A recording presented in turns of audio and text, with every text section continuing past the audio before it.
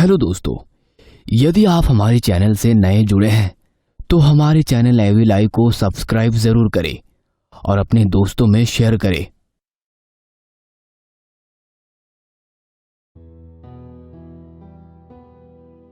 टीना और एंड्रयू की शादी को अभी 6 महीने ही हुए थे। दोनों अपनी खुशहाल जिंदगी जी रहे थे। You are lucky for me my love. जब से तुम मेरी जिंदगी में आई हो सब कुछ अच्छा ही हो रहा है। देखो आज मुझे प्रमोशन मिला है और पता है प्रमोशन कितनी अच्छी जगह हुआ है। ओह मैन, तुम ज्यादा सस्पेंस मत बनाओ और फटाफट बताओ। हम लोगों को अगले वीक से ही मसूरी जाना है और तुमको पता है वहाँ पर कंपनी का बड़ा सा बंगलो और गाड़ी के साथ साथ एक खूबसूरत सा सेक्रेटरी भी मिला है। कहते हुए एंड्रयू ने टीना की ओर मुस्कुराते हुए देखा। उसकी मुस्कुराहट देखकर टीना को गुस्सा आया और वो गुस्से में बोली, हो तो तुम अकेले ही चले जाओ ना मसूरी, अपनी सेक्रेटरी के साथ खुश रहना, मुझे कहीं नहीं जाना। अरे तुम तो नाराज हो गई, मैं तो मजाक कर रहा था। चलो नेक्स्ट वीक निकलना है, बहुत सारी पैकिंग करनी है। टीना और एंड्रयू दोनों कार से ही मसूरी के लिए निकल गए। शाम होते होते वे लोग अपनी मंजिल पर पहुंच चुके थे। घर से पहाड़ियों का बहुत ही खूबसूरत नजारा दिख रहा था। पूरा घर घूमकर टीना बहुत खुश हो गई और एंड्रयू को गले लगा लिया। मगर तभी एक खूबसूरत सी लड़की उन दोनों का डिनर लेकर आई। लड़की और कोई नहीं बल्कि एंड्रयू की सेक्रेटरी मारिया थी। सॉरी, हमने तुम लोगों को डिस्टर्ब किया, but this time is food time. मेरे को लगा तुम लोग थक कर आ रहे होंगे, इसीलिए मैं अपने घर से खाना बना कर ले आई। I hope you both will like it. Thanks Maria, but इसकी कोई जरूरत नहीं थी। मगर मारिया के फोर्स करने पर उन लोगों ने डिनर किया। अब तो मारिया हर बार कोई ना कोई बहाना कर मारिया व एंड्रयू के आसपास ही मंडराती रहती। ये बात टीना को अच्छी नहीं लगती थी। सुनो, मुझे ये मरिया कुछ ठीक नहीं लगती है। ये हर वक्त कोई ना कोई बहाना बनाकर तुम्हारे आसपास रहने की कोशिश करती है। तुम भी ना कुछ भी सोचती रहती हो। अब मेरे साथ काम करती है तो मेरे आसपास ही रहेगी ना। काम तो ऑफिस में भी होता है ना, ये हर वक्त हमारे घर में क्या करती रहती है? और तो और तुम भी उसके साथ अपनी लाइब्रेरी में घंटों बंद रहते हो। तुम मुझ पर शक कर रही हो? मैं तो ऑफिस वर्क ही करता हूँ।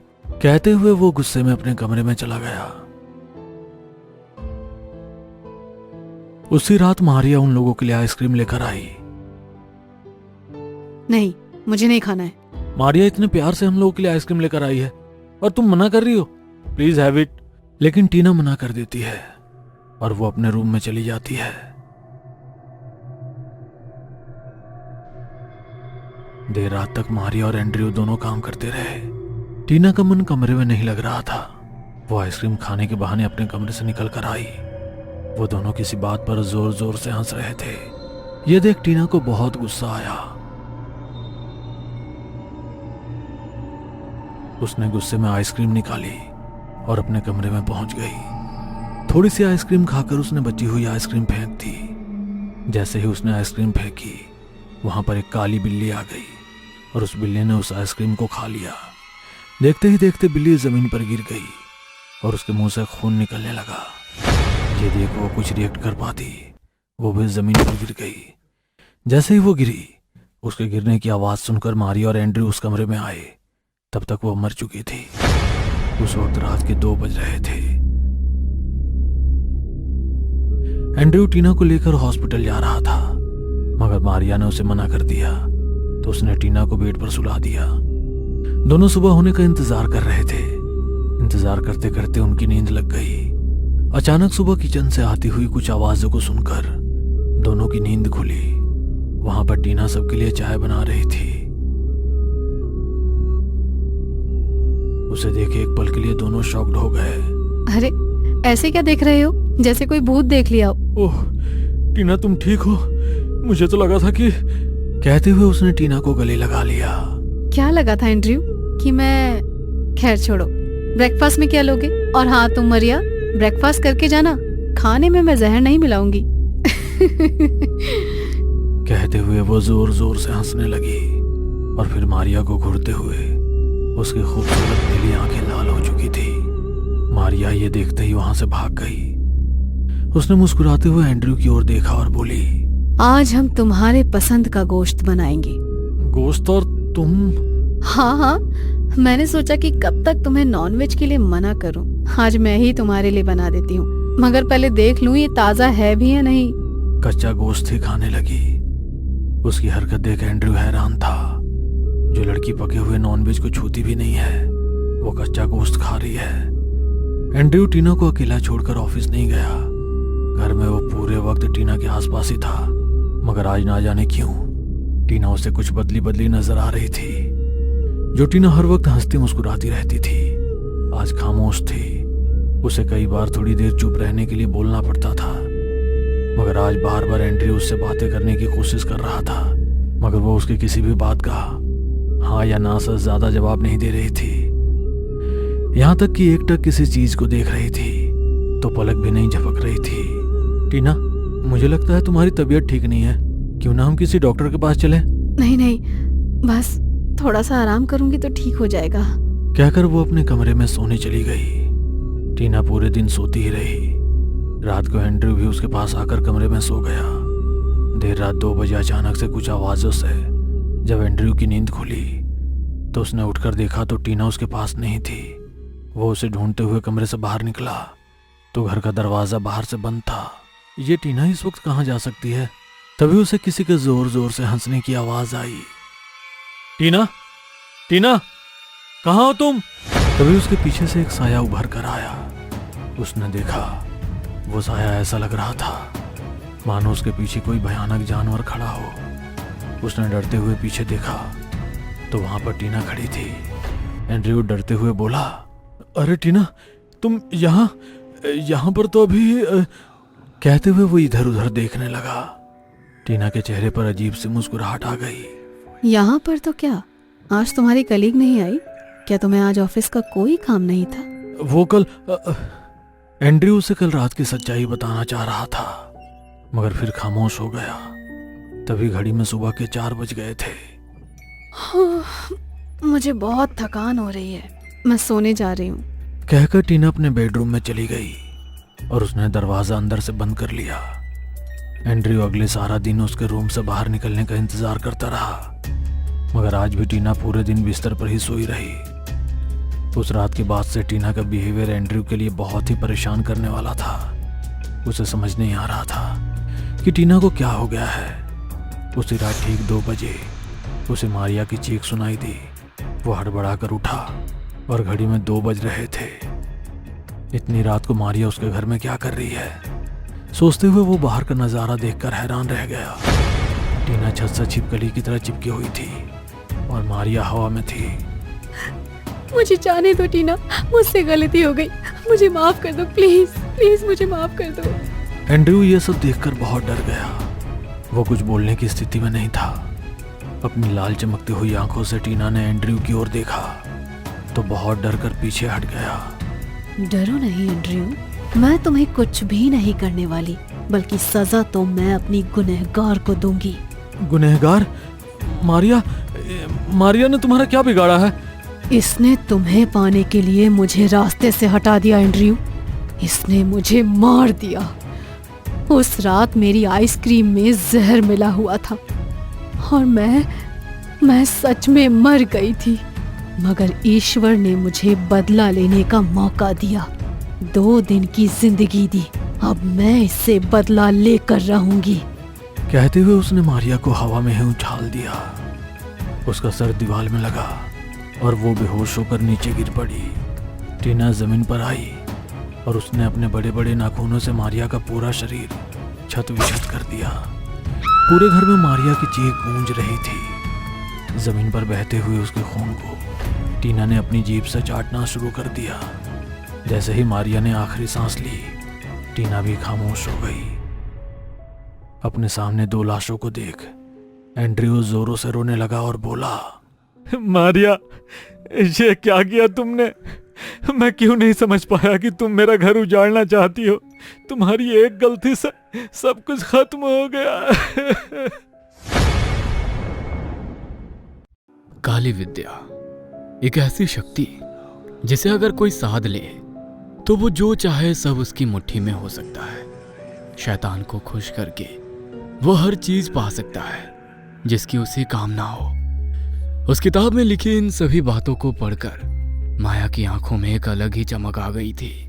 लाइब्रेरी में आज पैरानॉर्मल एक्टिविटीज की केसेस की किताबें ढूंढते हुए माया को एक ऐसी किताब मिली जो शायद खुद शैतान के हाथों लिखी गई थी। अपने कमरे की लाइट्स ऑफ करके टेबल लैंप की रोशनी में वो उस किताब में लिखी हर बात को बड़े ही गौर से पढ़ रही थी। शायद उसे किसी ऐसी चीज की कामना थी जिसे वो लाख कोशिश करने के बावजूद भी पा ना सकी। वो किताब पढ़ते हुए उसे रात के लगभग 1:30 बज गए थे। तभी उसे कॉरिडोर से किसी के कदमों की धीमी आहट सुनाई पड़ी। वो आहट अपने कानों में पड़ते ही उसने तुरंत उस किताब को बंद करके अपने ड्रॉअर में छिपा दिया और अपने बिस्तर पर जाके आंखें बंद कर लेट गई। थोड़ी ही देर में कॉरिडोर से आ रही उन कदमों की आहट भी शांत हो गई।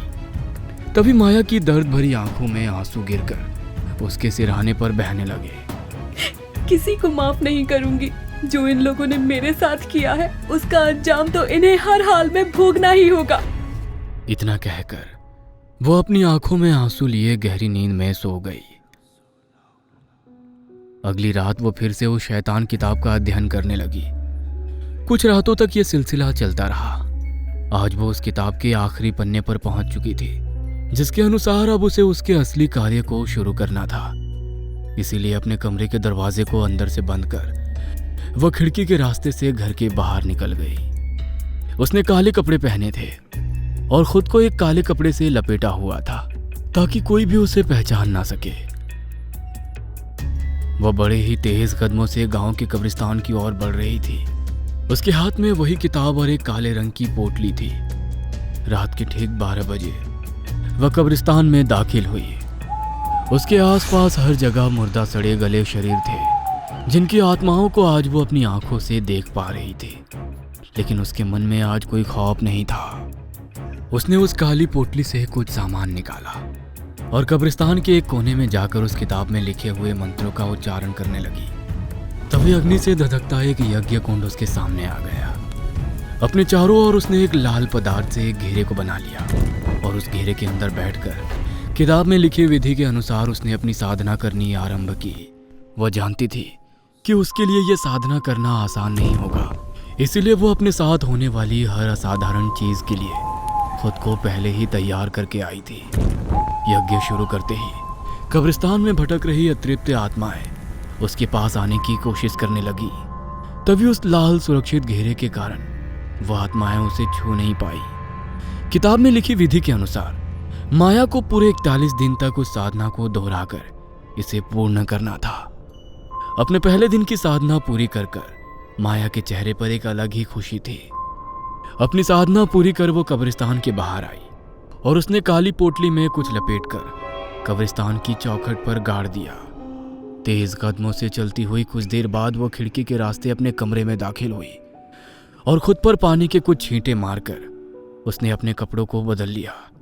तभी उसे कमरे के बाहर से कुछ आवाजें सुनाई दी। ना जाने किसने मेरे बच्चे की ऐसी हालत की है, ना तो इसे जीने में छोड़ा है ना मरने में। उस आवाज को सुनकर माया के चेहरे पर शैतानियत भरी एक मुस्कान आ गई और अपने ड्रॉअर से एक तस्वीर निकालकर उसे देख वो रोने लगी। अगली सुबह वो उठी और अपने पति के लिए नाश्ता लेकर उसके कमरे में पहुंची तो उसके पति ने बड़े ही कटीले स्वर में उसकी ओर देखते हुए कहा, तुझे कितनी बार कहा है मुझसे दूर रहा कर? हाँ, जिस दिन से तू इस घर में आई है मेरा तो जीना दुश्वार हो गया है। अरे ऐसी जिंदगी से अच्छा तो भगवान मुझे मौत दे देता, मेरी आत्मा को शांति मिल जाती। अब खड़ी खड़ी मेरा मुंह क्या देख रही है? चल जा यहाँ से। उसके चिल्लाने की तेज आवाज सुनकर उसकी माँ उसके कमरे में आई। अपने अपाहिज बेटे की ऐसी लाचारी देखकर उसका मन अंदर ही अंदर किचूट रहा था। उसकी आंखों में अपने बेटे की ऐसी हालत का दर्द देखकर माया उसकी और एक शैतानियत भरी हंसी के साथ देख रही थी। चली जा यहाँ से, अकेला छोड़ दे हमें। अपनी सास की बातें सुनकर वह बिना कुछ कहे वहां से चली गई और रात होते ही उसने फिर से कब्रिस्तान जाकर अपनी साधना प्रारंभ की। अग्नि में आहुति देते हुए उसने एक लाल कपड़े में बंधी एक गुड़िया को बाहर निकाला और एक काले कपड़े को उसके शरीर पर बांध दिया। कुछ ही दिनों में उसकी 40वें दिन की साधना भी आज पूर्ण हो गई थी उसके पति की हालत ना तो अब एक जिंदा इंसान जैसी थी और ना ही वो एक मुर्दा था। माया अपने बिस्तर पर बैठी उसी गुड़िया को अपने हाथ में लिए उसकी ओर बड़ी ही नफरत भरी नजरों से देख रही थी। उस गुड़िया का पूरा शरीर उसने अनगिनत सुइयों से भर दिया था। दूसरे कमरे से आ रही उन चीखों को सुनकर मानो उसे बहुत आनंद मिल रहा था। कल उसकी साधना की आखिरी रात थी, जिसके बाद वो शैतान की उस शक्ति को अर्जित करने वाली थी जिसकी उसे पिछले 40 दिनों से कामना थी। शांत हो जा बेटा, शांत हो जा। हे भगवान, अपनी औलाद को इस हाल में देखने से अच्छा है कि तू मुझे अपने पास बुला ले, अपने पास बुला ले। तेज आवाज में रोते हुए अपनी सास की इन बातों को सुनकर माया की आंखें भर आई थी। शायद उसे अपनी जिंदगी में बीती कुछ खौफनाक घटनाएं उन चीजों से याद आने लगी थी। आज उसकी साधना की आखिरी रात थी। उसने कब्रिस्तान की चौखट पर पहुंचकर वहां गड़ी उस काली पोटली को बाहर निकाला और यज्ञ कुंड में जल रही धधकती अग्नि के सामने जाकर बैठ गई। उस काले कपड़े को खोलकर उसने यज्ञ कुंड के सामने रख दिया। उसके अंदर किसी नवजात बच्ची के पैरों की पायल थी, जिसे देखकर उसकी आंखों में आंसू आ गए थे। वो अपनी आंखों में आंसू लिए ही लगातार अपनी साधना कर रही थी। मंत्रोच्चार को पूर्ण कर उसने नियमों के अनुसार यज्ञ कुंड में अपने रक्त की कुछ बूंदें डालनी थी, जो यज्ञ की अग्नि में पड़ते ही रक्त बीज को जागृत कर सके। वही शैतान जो आज उसकी सभी मनोकामनाओं को पूर्ण करने वाला था। नियमों के अनुसार उसने अपनी हथेली को काटकर अपने रक्त को यज्ञ कुंड की अग्नि में प्रवाहित कर दिया। तभी उसकी आंखों के सामने उसे एक बेहद विशाल काली परछाई दिखाई दी, जिसकी लाल भयानक आंखें रात के उस अंधेरे में चमक रही थी। उसने उसके हाथों में उस गुड़िया और उन पायलों को थमा दिया और यज्ञ कुंड की अग्नि को बुझाकर वहां से चली गई। उस रात को उस कमरे में अपने पति की चीखों से किसी को खोने की तड़प महसूस हो रही थी।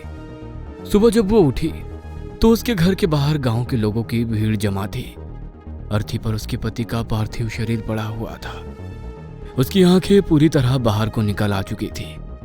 उसका पूरा शरीर इस कदर सफेद पड़ चुका था मानो उसके एक एक बूंद खून को किसी ने बड़ी ही बेरहमी से उसके शरीर से निकाल लिया हो। उसका मृत शरीर देखने में एक राक्षस की तरह भयानक लग रहा था। अपने बेटे की चिता को अग्नि देकर उसकी मां अपने कमरे में बैठी फूट फूट कर रो रही थी। अपनी औलाद जब इस दुनिया से जाती है तो बहुत दुख होता है ना। तू चली जा यहाँ से। मैं जानती हूँ मेरे बेटे को तूने ही मारा है डायन। मेरे कुल का नाश कर दिया तूने। ना जाने वो कौन सी मनहूस घड़ी थी जब मैं तुझे अपने घर की बहू बना कर लाई थी। सच कहा आपने। ना जाने वो कौन सी मनहूस घड़ी थी जब मैं आप जैसे शैतानों के घर दुल्हन बनकर आई थी। आपको क्या लगता है कि आपकी नीच कर्मों का फल आपके बेटे की जिंदगी के साथ खत्म हो गया? सजा तो आपको भी मिलेगी, मेरी बच्चियों को मुझसे छीनने की। भूल गई मेरी फूल सी बच्चियों के साथ क्या किया था आप दोनों ने? तड़प रही थी उस रात मेरी फूल सी बच्ची मेरी गोद में आने के लिए, लेकिन आप लोगों ने उसे मेरे आंखों के सामने मुझसे हमेशा के लिए छीन लिया। आपके समाज की बनाई हुई इन कुप्रथाओं ने मुझसे मेरी 3 बच्चियों को पैदा होते ही छीन लिया। भगवान ने मुझे अपने आशीर्वाद स्वरूप 3 बच्चियों को जन्म देने का सौभाग्य दिया, लेकिन आप लोगों ने शैतान बनकर उन मासूमों को जीते जी मार दिया। आज जब अपनी आंखों के सामने अपने बेटे को मरते हुए देखा तो आपकी आत्मा सिहर उठी। याद करो उन रातों को जब मुझसे मेरी बच्चियों को छीना था आपने और आपके उस राक्षस बेटे ने मार डाला था उन्हें। पोता चाहिए था ना आपको? देखिए अब तो मैंने आपके वंश को ही खत्म कर दिया। अच्छा किया ना, नहीं तो ना जाने कितनी मासूम जानों को आपकी शैतानियत की बलि चढ़ाते आप लोग। इतना कहकर माया ने एक धारदार चाकू से अपनी उंगली को काटकर अपने खून को उस किताब पर डाल दिया और उसके सामने वही भयानक आकृति वाली परछाई अचानक उत्पन्न हुई और उसकी आंखों के सामने उसकी सांस बुरी तरह से तड़पने लगी। और देखते ही देखते कुछ ही पलों में उसकी सांस का शरीर भी पूरी तरह सफेद पड़ गया। ठीक उसी तरह उसके शरीर के खून की एक एक बूंद भी सूख गई, जैसे उसके बेटे के शरीर के खून को किसी ने चूस लिया था। माया ने रक्त बीज को सिद्ध कर अपनी कामनाओं की पूर्ति के लिए अपनी ही आत्मा का सौदा किया था, क्योंकि वो तो पहले ही अपना सब कुछ खो चुकी थी। अपनी बच्चियों को खोने के बाद वो एक जिंदा लाश बन चुकी थी। लेकिन इस दुनिया को छोड़कर जाने से पहले वो अपनी बच्चियों के गुनहगारों को उनकी सजा देना चाहती थी। उससे उसकी खोई हुई बच्चियां वापस तो नहीं आ सकती थी, लेकिन ऐसा करके उसने आगे होने वाली पीढ़ी पर होने वाली इस शैतानियत को यहीं खत्म कर दिया था। रक्तबीज से किए गए उस सौदे के अनुसार उसने अपनी बच्चियों की तस्वीरों को आखिरी बार अपने सीने से लगाकर अपनी आत्मा को उसे सौंप दिया और हमेशा हमेशा के लिए इस दुनिया से चली गई।